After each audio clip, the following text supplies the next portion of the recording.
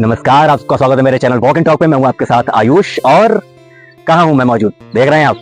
जैसा कि आप वो मेरे पीछे देखेंगे वो है क्लॉक टावर, लखनऊ की शान और पुराने लखनऊ की जान। मैं एक बार फिर से यहाँ पे हाजिर हूँ और इस वक्त शाम हो रही है, धीरे धीरे 6 बजने को आ रहा है। आपने मेरे पुराने वीडियोस देखे होंगे तो उसमें मैंने पहले ही बताया था कि शाम जैसे ही ढलती है तो लखनऊ की जो रवानगी है, आवारगी है, जो महफिल है, जो शाम है, वो थोड़ी सी अलग सी हो जाती है, थोड़ी सी मुख्तलिफ हो जाती है भाग दौड़ भरी जिंदगी से। तो अब आज मैं यहाँ पे क्यों मौजूद हूँ? आज मैं एक शायर की बात करने के लिए यहाँ पे आया हूँ। कौन शायर? मैं आपको पहले दिखा दूं। ये है वो, मैं जो हूँ जॉन एलिया हूँ। आज जॉन एलिया की बात होगी, आज उनके कुछ शेर की बात होगी, उनके कुछ कलामों की बात होगी। तो जॉन एलिया एक वो नाम रहे हैं, एक वो नायाब नाम रहे हैं शायरी का जो हर एक की जुबान पर है। और जिस तरह से मैं लखनऊ में हूँ, नवाबी नगरी में हूँ, उर्दू यहाँ की जो लफ्जियत रही है, माफ करिएगा मेरी ग्रामर पे, लेकिन मैं अपने शब्द खुद चुनता हूँ। तो लफ्ज होता है, लफ्जियत जैसा कोई शब्द ही नहीं है, लेकिन यहाँ की जो उर्दू की जो रवानगी रही है वो किसी से नहीं छुपी। तो लखनऊ में मैं आज इस मतलब कहते हैं ना, एक खुशी भरी शाम में मैं यहाँ पे मौजूद हूँ जॉन एलिया को लेके। तो मैं इनकी कुछ बातें आपसे शेयर करता हूँ। सबसे पहले बता दूं, जो लोग नहीं जानते हैं, कि जॉन एलिया पाकिस्तान के मशहूर कवि, शायर और दार्शनिक रहे। अब मैं पाकिस्तान क्यों बोल रहा हूँ? अब आप लोग कह रहे होंगे कि यार इनका जन्म तो अमरोहा में हुआ था, यूपी में। बिल्कुल सही, लेकिन जब पार्टीशन हुआ तो ये फिर उधर निकल गए, क्योंकि वहां की चीजों से बड़ा मुतासिर हो गए ये पाकिस्तान से, तो वहां निकल गए। खैर, ये इनका अपनी खुद की एक सोच थी, अपनी खुद की एक चॉइस थी, जो ये वहां गए। तो अब ये जो बुक है जॉन एलिया, अब जॉन एलिया की कोई भी किताबें छप नहीं पाई थी उनके जीते जी। तो उनकी जो मेरे पास किताब है, उसके संपादक जो एडिटर हैं वो कुमार विश्वास जी हैं। एक और बड़ा नाम जिन्हें आप सभी जानते हैं, कुमार विश्वास एक वो नाम है कि जिन्हें इस कवि जगत को, इस शायरी जगत को एक नया मुकाम देने के लिए अगर कहा जाए तो गलत नहीं होगा। जिस तरह से हमारे जितने बड़े बड़े नाम रहे, फैज साहब रहे, जॉन एलिया रहे, अहमद फराज रहे, नसीर तुराबी, ऐसे बहुत बड़े बड़े नाम रहे जो एक वक्त तक बहुत ही फेमस रहे। लेकिन कहते ना, इस नए जमाने में, इस बदलते जमाने में शायरी को, कवि को, मतलब कविताओं को, गजलों को, शेरों को जिसने नया आयाम दिया, उसमें एक बहुत बड़ा नाम आता है कुमार विश्वास का। कुमार विश्वास एक वो बड़ा नाम जो कहीं ना कहीं जिसने बहुत सारी चीजों को समेट के रखा, सारी गजलों को समेट के लाए वो, और इस दुनिया को, इस मॉडर्न जमाने को नई तरह की शायरी, नई तरह की कविताओं से रूबरू करवाया। तो उसी में उन्होंने, और वो जॉन एलिया से बहुत प्रभावित थे। कुमार विश्वास के अगर आप जितने भी इंटरव्यू देखेंगे, सुनेंगे, वो खुद कहीं ना कहीं जॉन एलिया से बहुत प्रभावित थे। तो उन्होंने पूरी कोशिश करी जॉन एलिया को एक अच्छा, कहते ना, जस्टिस देने की। तो सारी उनकी चीजों को संजोया और एक किताब को रूप दिया। जैसा कि मैं बात कर रहा था जॉन एलिया की, जॉन एलिया एक बहुत बड़ा नाम रहे और कुमार विश्वास जो आज भी एक बहुत बड़ा नाम है। तो चलिए मैं कुछ इन्हीं की, जो कुमार विश्वास के लफ्जों से जिस तरह से उन्होंने जॉन एलिया के बारे में जो एक छोटा सा डिस्क्रिप्शन तरह का जो उन्होंने चीजें लिखी हैं, तो उसमें एक वो इनके एक शेर का जिक्र करते हैं। उसमें लिखते हैं कि जॉन एलिया ने जिस तरह से जिंदगी जीने की गुनाह को जॉन ने कितनी लज्जत के साथ किया, वो शायद कम शायरों ने किया है। जिसमें उन्होंने बताया कि जॉन का एक शेर है जिसमें वो अपनी लाइफ को किस तरह से प्रेजेंट करते थे। उसमें लिखते थे कि है मोहब्बत हयात की लज्जत, वरना कुछ लज्जतें हयात नहीं। है मोहब्बत हयात की लज्जत, वरना कुछ लज्जतें हयात नहीं। है इजाजत तो एक बात कहूँ वो, मगर खैर कोई बात नहीं। तो ये जो अंदाज है ना, वो खैर मगर कोई बात नहीं, ये सिर्फ जॉन एलिया के अंदर है। ये आप किसी और के अंदर नहीं पाएंगे। हर एक शायर का एक अपना अपना तरीका रहा है गजलें कहने का, शेर कहने का। तो उसमें एक ये थे। और इसमें अब जॉन एलिया का जितनी भी चीजें देखेंगे, अगर आप उनके पुराने कवि सम्मेलन देखें, जो भी देखें, तो उसमें बहुत ही उनके अंदर एक अलग तरह का एटीट्यूड था, जिसमें वो एक अपना खुद का एक शेर कहते थे कि मैं जो हूँ जॉन एलिया हूँ जनाब, मैं जो हूँ जॉन एलिया हूँ जनाब, इसका बेहद लिहाज कीजिएगा। तो ये आप एटीट्यूड समझ रहे हैं, वो सिर्फ और सिर्फ एक पागल शायर के अंदर आ सकता है। मेरी लफ्जों को थोड़ा माफी दीजिएगा कि मैं उनको पागल कह रहा हूँ, लेकिन ये बात सच है कि एक वो अपने तरह के बहुत ही खतरनाक तरह के शायर थे। और इसमें जॉन एलिया के बारे में कुमार विश्वास एक चीज और कहते हैं कि जॉन शायर भी हैं और शेर भी हैं, जो कभी कभी दहाड़ते भी हैं, जो कहते हैं बेधड़क कहते हैं, है ना।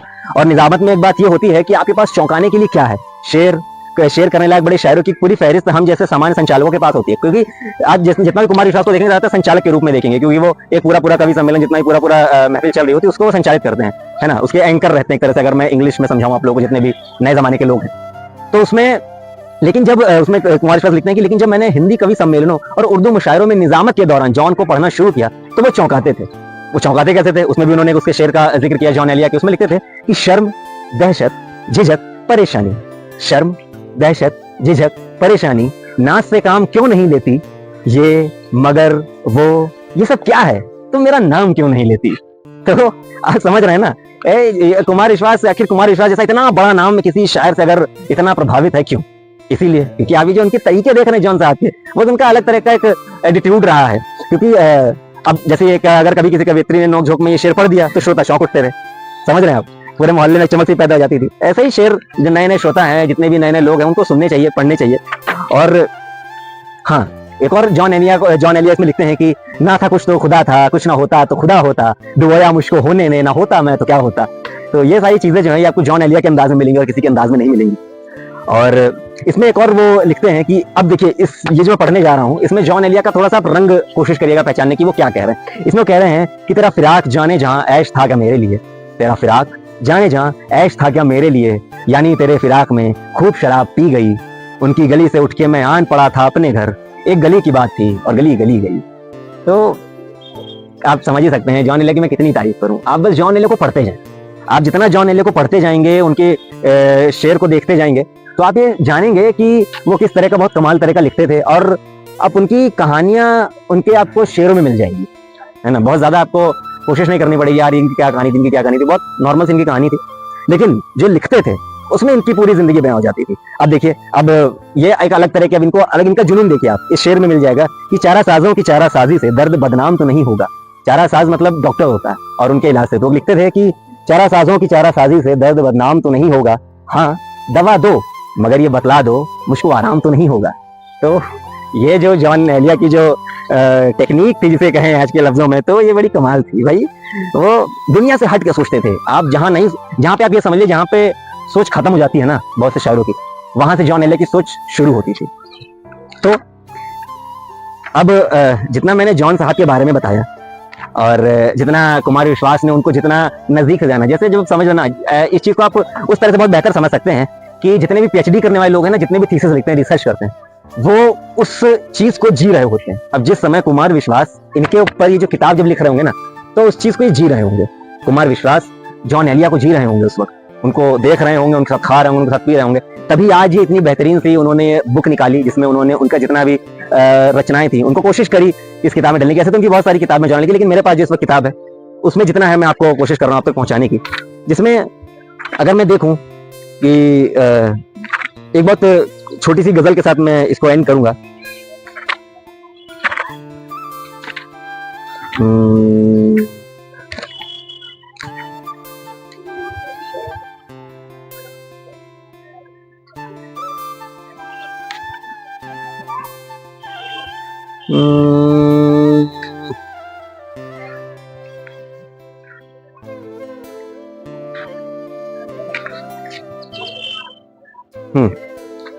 इनकी छोटी सी गजल है जिसके साथ मैं इसको एंड करता हूं।